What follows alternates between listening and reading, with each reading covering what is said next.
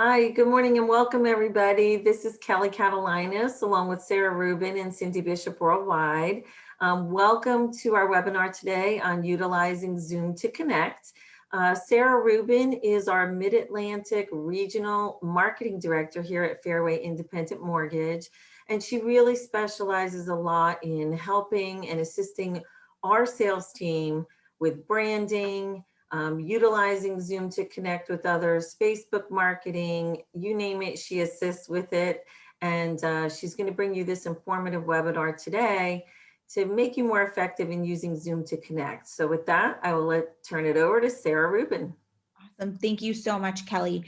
So, today we're really going to talk about why Zoom still matters. I think, a lot of people will see the title of today and be like, well, we've been using Zoom nonstop for the past year. Why, as things start to open back up, is it still so important? And I think it's a technology that's not going away. It is something we will use for many, many, many years to come, whether it is the exact Zoom platform or another similar one. But it's important to remember that it gives us so many additional opportunities that we didn't have before. And it really does allow you to build that lead pipeline. So really the idea of Zoom is to continue to connect to build your pipeline. So you want to think about Zoom as a tool to keep additional clients coming into you for the long haul, whether we are all still at home or you are back in the office, back to in-person meetings. Zoom is still that tool to help you connect with additional people in more areas for a longer period of time. So let's talk about the technical best practices first and foremost. So it comes down to 4 buckets: lighting, background, audio, and camera. There are certain things you can control and there are certain things you can't. You're in an office using Zoom, your internet goes out, you can't control that. That's a Comcast issue or whomever your internet provider issue. You're at home, same deal. The things you can control, however, you should control. So lighting, a lot of people sit in front of a window, so a window's behind them. That presents a lot of issues. If I was to just turn my chair right now, there would be a window behind me and I would start to look like a shadow. If you have a lot of light behind you, you need to have equal light in front of you. That is why people are using things like ring lights. You can buy them on Amazon, super, super cheap. You can attach them right to your computer. They'll cast a glow. It'll make you look cleaner, sharper, if you have a lot of natural light in your space. So you just want to think about that. It's really important to kind of not just walk into a room and open your camera, but really think about what's surrounding you. And that leads me to background.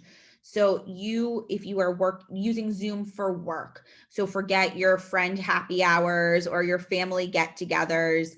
Really, if we're talking about backgrounds for work, you need to think about what is in your background.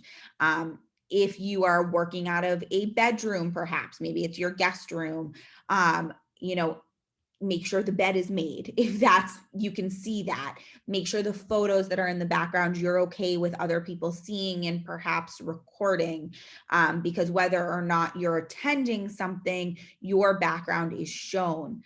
So you just want to think about what is in your background. And if it doesn't work, you can use a blur background feature, or a virtual background feature, which we will talk about a little bit later. But you just want to be cognizant of that. The next thing is your audio. I hear a lot of people say to me, do I need to buy a really fancy microphone? No, you absolutely do not.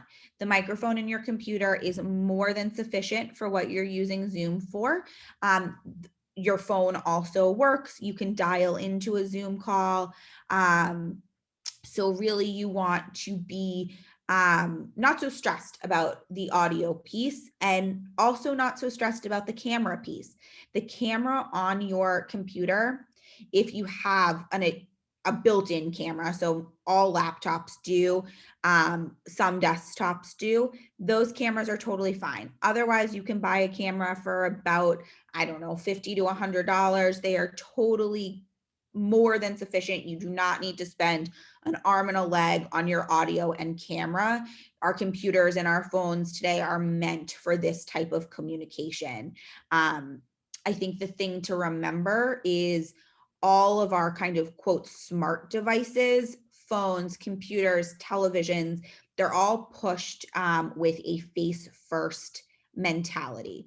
So you'll hear me say that when we do social media webinars, but it's incredibly important to the success of all of these platforms that people utilize face first mentality, meaning if I'm meeting you, my camera is on, you are seeing my face, we are connecting that way. And so that's really, I would say, the two things that you don't have to worry about is so much in the technical best practices. I also generally get asked here something about appearance. If you're meeting with a client for the first time, yes, your appearance is just as important as it would be in an in-person meeting. However, if you are on your 12th Zoom meeting of the day with your internal team, it has now become very much okay to be in, whatever you're normally in, workout clothes, or, a little bit more casual, maybe not as much, not a full face of makeup. That is still a technical best practice on Zoom. They are not expecting that people only utilize their platform when they are work ready. So whatever you're kind of comfortable with in that setting, um, you know, all good and best practices. One additional thing on the camera is you want to make sure you're looking at your reflection at one point. So no, you don't want to be staring at yourself and fixing your hair 1,000 times, or, applying makeup in the camera during a Zoom call, but you do at the beginning want to make sure enough of your face is in the camera. So I could have my computer elevated by a foot and all you would see is like about from my eyes up. That doesn't work if you're trying to connect with someone. You want to make sure they can see your full face just as they would in an in-person meeting. Any questions on the best practices from a technical standpoint? Okay. The backgrounds people are using, Yes. the technology seems to be beyond some people. I think even I'm going to include myself there because I've seen it where they disappear occasionally. Yes. We're going to get into virtual backgrounds a little bit later, but that is actually due to a green screen error. And Zoom continues to update to try and fight that. But the more things you have in your background, the more a virtual background doesn't like it. So we will dive into that just a little bit in a few slides. Thank you. Of course. So now that we've kind of broken down the why, like the technical best practices, I think it's really important to understand the why behind the fact that you should still use Zoom as things open.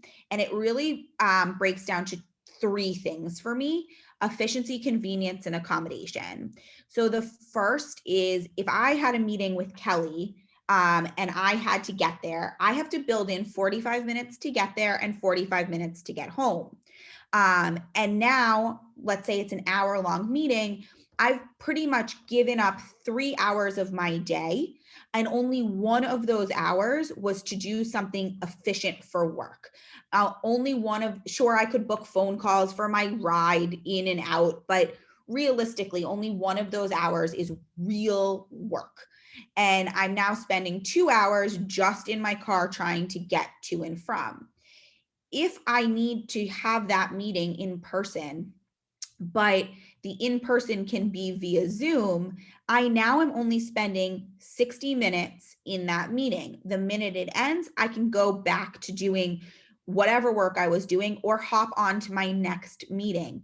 It takes out all of the travel time, all of the what if there's no parking, or any of those types of questions that extend a meeting long past the actual work. So let's say you've been meeting with a client, you've been showing them some houses. They're really on the fence between 4 towns. You could show them different houses in each town, get more of a feel for them, and then actually go in person. But you've now eliminated all of the drive time between those 4 towns. And now the client has a clearer idea of what they actually want. So now they've narrowed something down. You can then actually go meet them in person, and none of that time is wasted time. Let's say maybe you're going to list a house and you want to do a quick tour first of the home. The client can do that via Zoom. They can show you the house. You can get an idea of how much work you are going to really need to put in there to get it listing ready. And then when the time makes sense, go to the actual house, all of that stuff.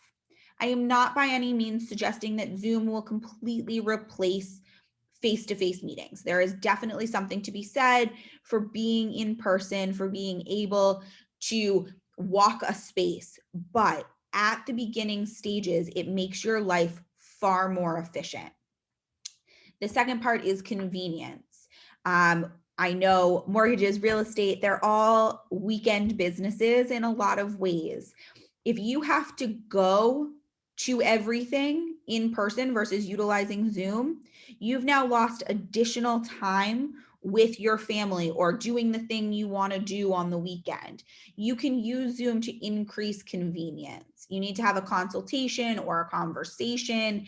You can do that all virtually, and it increases convenience for you.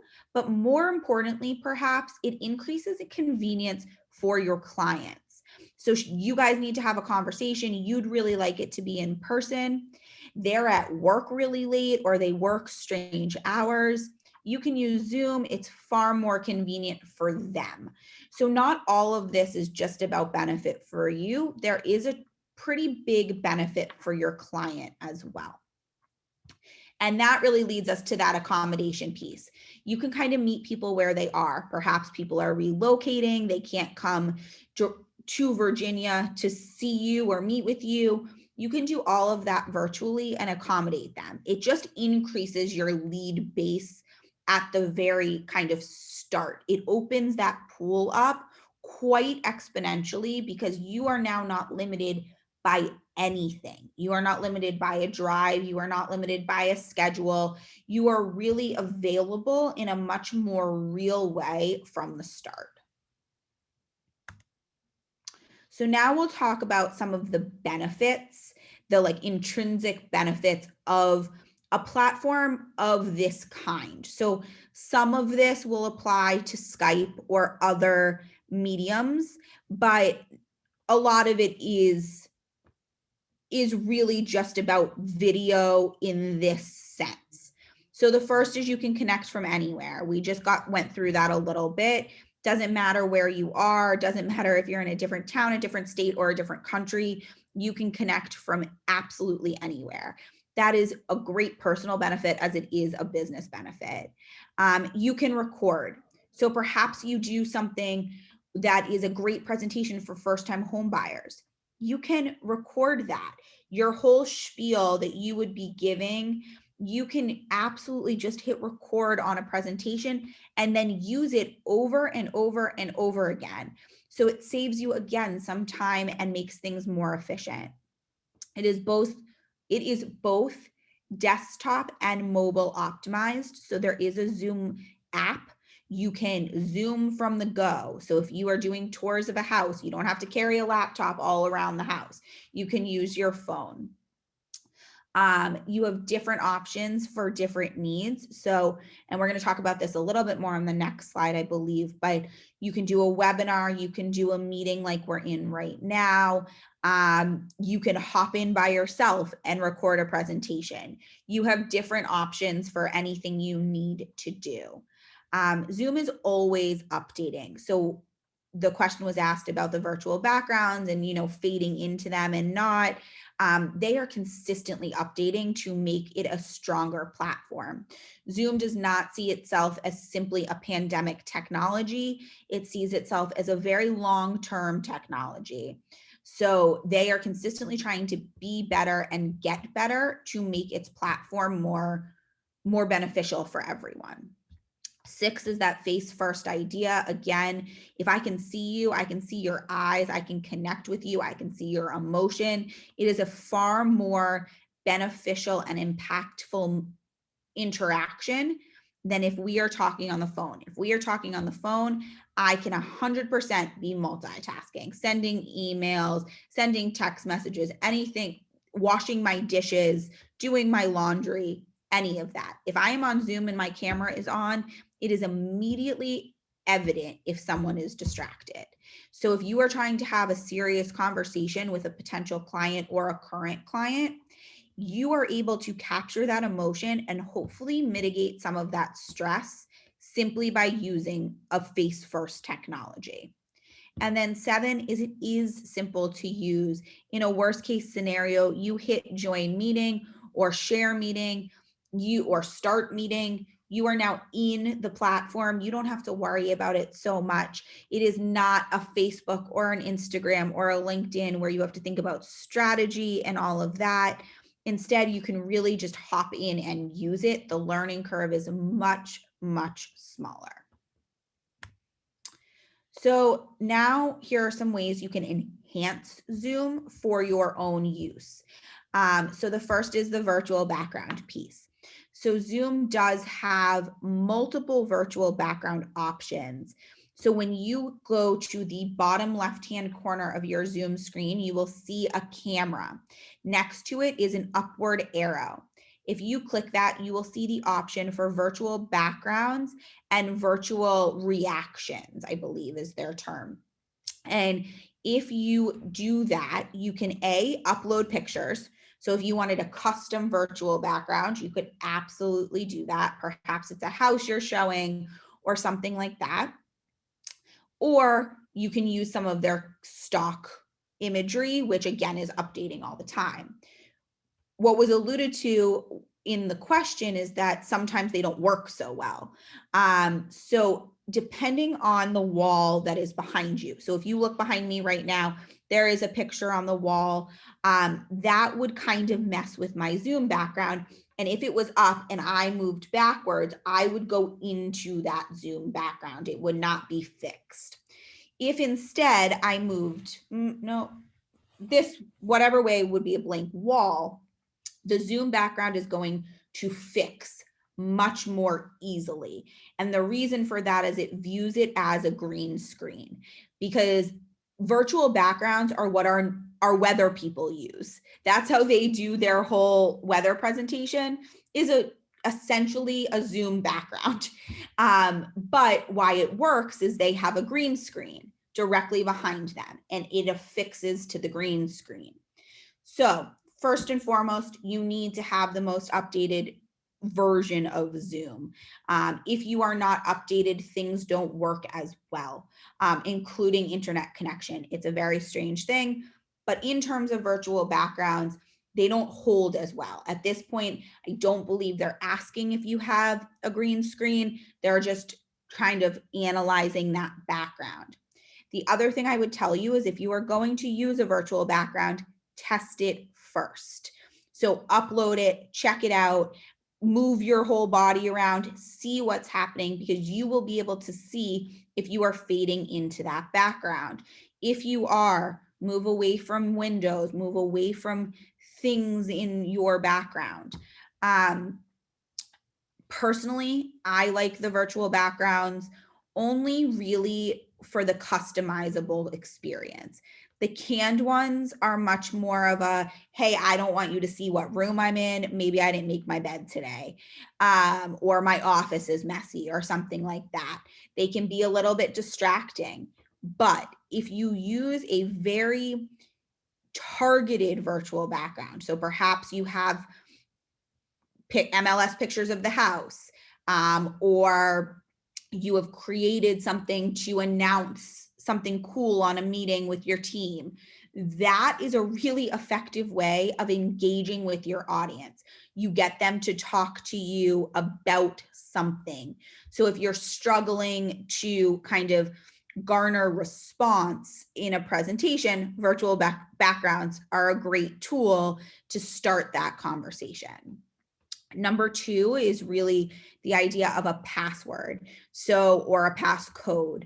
You can customize all of this in your settings, but we were seeing at the beginning of all of this, people hacking into large team Zoom meetings. Now, most of them do require passcodes. It is a safety measure. I do really recommend it if you are talking about anything sensitive. If you are not, don't worry about it. Zoom does require it in some meetings, however. 3 is your meeting ID. This is one of the most powerful tools on Zoom. If you go into your settings, you can customize your meeting ID. It can be a 10-digit code. Use your cell phone number. So my personal meeting ID is my cell phone number. Anyone, if I'm starting a meeting and I use my personal code, someone says I forget it, I don't have to look it up. I know it is my cell phone number. I can just send it to them. You can customize all of this again by going to zoom.us, click log into your account, go to settings. You will see passcode, personal passcode, that, or personal meeting ID. That is where you can customize it. So you can make your meeting ID your phone number and your personal passcode another set of numbers you remember. But the more you remember it, the easier it is for you in the long run. And if you're doing Zoom with family or friends, they have your cell phone number, or even your teammates.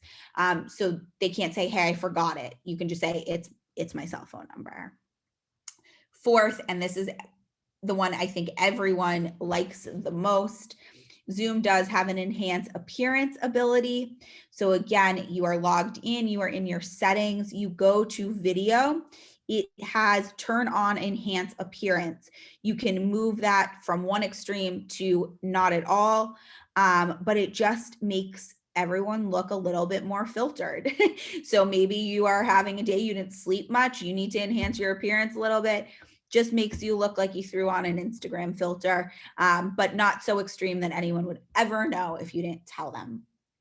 And then 5th, and I use the waiting room quite a bit, but you can enable a virtual waiting room. People join your meeting. You have to let them into the meeting. They are held in a waiting room until you do. If you are on back-to-back Zoom meetings, utilize your waiting room. Otherwise, people are joining your meeting that maybe it's not intended for. Also, if you are talking about, again, anything sensitive or confidential, you want to make sure you are using that waiting room so that you can say, hey, this person's not supposed to be here, don't admit. Any questions on those ways to enhance Zoom? Virtual backgrounds are clear, not clear? Okay. So this is kind of my last big slide for you all. Here are just some other tips and tricks. I would argue, probably 30 out of 40 of my normal work hours on Zoom. So the chat is a great place to drive engagement. If you are teaching a class, if you are on anything like this, ask questions in the chat. Get people to interact with you by sending them to the chat. One, it allows people to ask things without unmuting, and perhaps if it's a huge group, disrupting the conversation. But 2, it gives you a record. So if you are teaching a class specifically or having a conversation with buyers or sellers and they ask you questions, if you are recording it and you have a chat, you will have a record of every question asked. You can then use that on other marketing materials. So, hey, I've noticed that these 5 questions keep coming up in my Zoom chats. I'm going to take them and turn them into a frequently asked question document. Polls, another great place if you're looking to get interaction. You do have to set them up prior or in the web version. So if you hit polls as the host, it'll take you, you can create a whole bunch of polls and then you can launch the poll. It's another way to get people to interact without them having to speak, which we do see is more beneficial than asking people to unmute and answer questions. Breakout rooms, another way to get people to talk. You can randomly assign or pre-assign.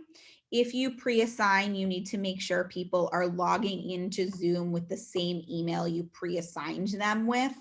So it gets a little bit more complicated, the pre-assigning breakout rooms. But the random assignment, people are going to go to the rooms. They're going to actually have conversations. They're not going to be as intimidated as unmuting on a large conference call and asking that question.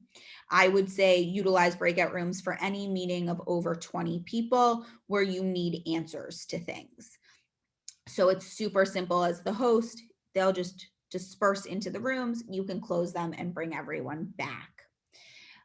Zoom has a webinar feature as well as a meeting feature. We are currently in a meeting. I can see you, you can see me, you can unmute, you can ask questions out loud to everyone. A webinar does not allow for that. A webinar, you can see me, I can't see you. You can hear me, I can't hear you. You can still use the chat. It'll only come to the hosts. And it allows for many more people. So if you are doing a huge presentation that you don't care about interaction with, a webinar is a great tool. If you are doing something with perhaps a famous speaker or a big speaker in your market, that's where you'll see the webinar really used.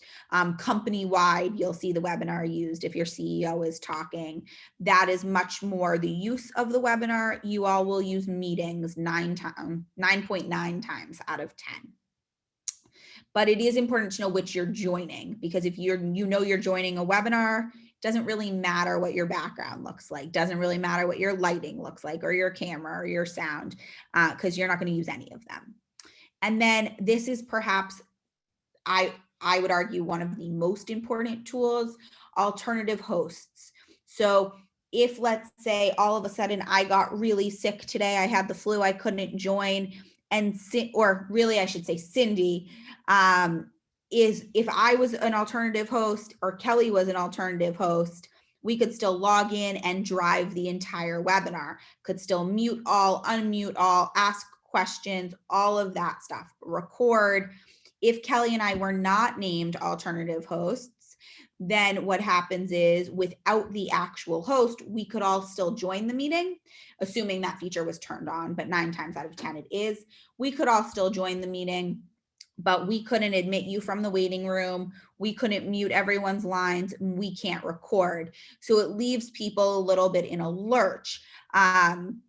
In the instance that you are hosting a team meeting and maybe you're on a call late, it is much more beneficial if there are alternative hosts, but it does give them full hosting ability. So you want to make sure they are people you want to be able to host your meeting. These 5, I would say, are the, really utilizing Zoom tips. The other tips are things that they are going to continue to have. They're going to be available to you, but they're more kind of Zoom for beginners. This will take you kind of from Zoom to beginners to Zoom advanced, and allow you to really continue building leads using this platform, not just talking at people or perhaps doing a demonstration. Instead, this is really just these will take you to being able to build out that pipeline quite a bit. I think that takes us to the end.